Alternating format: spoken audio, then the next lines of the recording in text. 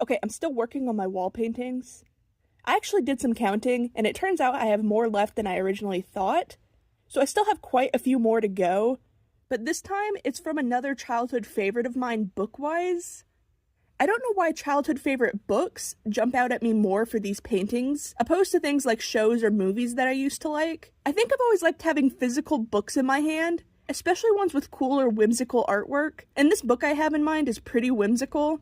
I also barely remembered anything about it, except being confused by its vagueness. That's because it's not just a picture book, but a book told entirely through pictures. The book is called Tuesday, and I think it's called that because on a random Tuesday night, frogs suddenly start floating and flying around town on lily pads, and terrorizing the local residents and wildlife. And I don't know, something about frogs just makes them feel like very whimsical little creatures. And from what I understand, the book is sometimes used in autism assessments, and so as a result, some people hate the book because of that, and it's not something I ever actually knew about until falling down the rabbit hole to write this video. But I first encountered it in a speech class. I think sometimes I even had to come in during normal class time slots, or even sometimes I think during lunch. I don't entirely remember it that well. It was in 2nd or 3rd grade, so I was pretty young. But looking back on it, my problems with describing things and speaking out loud or clearly could have very well been traced back to the autism thing, but I actually remember liking the book because I liked frogs. But I do remember it being kind of mysterious and vague, and that kind of made it feel surreal or uneasy. And imagine taking that and then putting an autistic person in a room with a stranger that insists on them describing said strange, weird book, especially if socializing is already a struggle, could absolutely make someone associate this book with the stress of the assessment. So I get the people not liking it because of that reason. But again, I like my little whimsical frogs. And I feel like the reason I'm able to understand the stress of the situation is because I think I've mentioned it before, but I am autistic. I only remember this a little bit, but instead of describing a whole book, I was given a picture of the scene of a cartoon orangutan doing something, and then just asked to verbally describe the visual story going on, and I struggled so freaking hard to recount what I saw in the picture, not because I couldn't process what was going on, but trying to explain with words to this stranger triggered my social anxiety so badly. I remember I just cringed so hard that I couldn't do it, and had just asked to move on completely. And yeah, needless to say, by the end of that test, I was diagnosed autistic, and that whole struggle to describe a story is still very much there, and it's annoying because part of me really likes the idea of making up stories about my art, or just making little connected stories in my head. I think they're worth writing down, but I don't know if they'll ever see the light of day, because I'd rather die to ever verbally try and describe or promote the idea of the story online. I could always just use a written description, but eventually someone who I mentioned this to would probably ask, well, what's the story about? And I would absolutely struggle so hard to coherently answer that. But yeah, apparently I was diagnosed much later than when my mom first suspected I was autistic, as she suspected something was up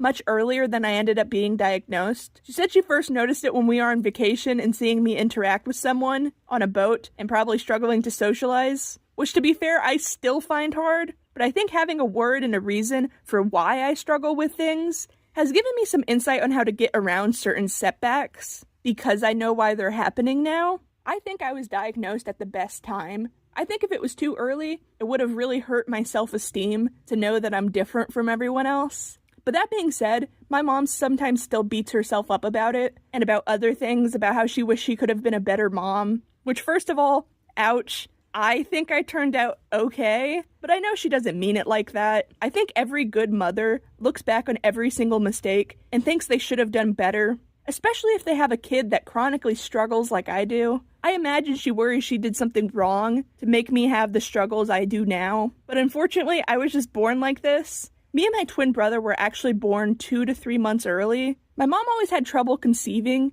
and so she was on a fertility medication, which is why I think she had twins, since I think the stuff worked a little too well. And I wonder if all of that had an impact on why we were born early or why we had complications. But either way, I was born not breathing, and now I also have a nephew who was also born early and also not breathing, who they suspect is also autistic. So sometimes I wonder if that's what happened to me. Since my brother wasn't born with as many complications and also doesn't have autism, so I'm assuming that's what went wrong. But I know there isn't really a reason for autism, it just kind of happens. But it makes sense that I may have been a little mentally delayed by all of that, but I'm not entirely sure. But since becoming an adult, don't worry, she's not dumping all of this existential dread onto a child. But sometimes she would confide in me that she worried she did something wrong that made us be born early, and therefore led to all of the struggles and setbacks I've had. But I like to think, despite the setbacks and struggles, that this is part of who I am, and I mostly like who I am on most days. The setback and issues I had as a child are definitely still there. They never really went away, but it's something I've mostly learned how to live with. But there are days that are worse than others. Having depression while struggling to socialize and stay focused and complete tasks makes those episodes of unproductive awfulness last even longer.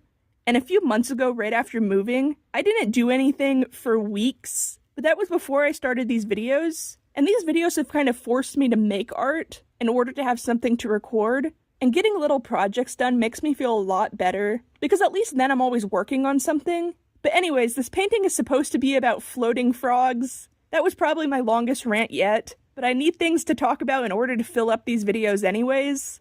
If I took the long rants out, it would probably only be like a minute long, which in this day and age would probably perform a lot better in the algorithm if it was shorter. But I kind of like having a place to just kind of rant and rave about the thoughts that pop into my head as I go about my projects. Otherwise, this just becomes a picture of a frog if I didn't mention its personal significance in the book and the relation back to the autism, which is a core part of who I am. It makes it a lot more meaningful as art to me. It gives me a way to catalog why I painted these paintings for my wall, and I think that's kind of fun. I've been obsessed with tracking time lately. I've been journaling and got a new printer, and have been printing little pictures for my journal. And through that, I can kind of see and hold a physical representation of part of my life. And it's really given me a chance to look back and see that I do things. Since I have to register what I did in any given day to write it down, it forces me to realize that I have gotten things done that day. Since lately, no matter how well I clean the house, and no matter how many art projects I do,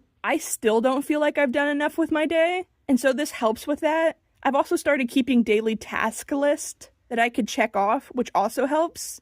I just feel like the struggle of not feeling like you've done enough is something that a lot of people struggle with. And I'm hoping that maybe sharing what's helped me could maybe also help benefit someone else who's suffering from the same issues. This whole process has just helped me be more mindful of time as it passes and to enjoy the little moments, since again, I have to register them in order to write them down. But anyways, back to the painting. It's almost done. And side note, I also added a little more to my package board.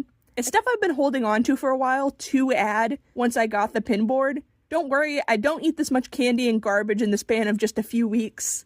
Some of these are months old, as shown by the Valentine's Day ones. But I think my decor and room is finally starting to all come together. But like I said at the start, I think I can maybe fit a few more than I originally intended, so I might be doing videos on these paintings longer than I thought I would. But that's okay, because I've ended up kind of liking the process.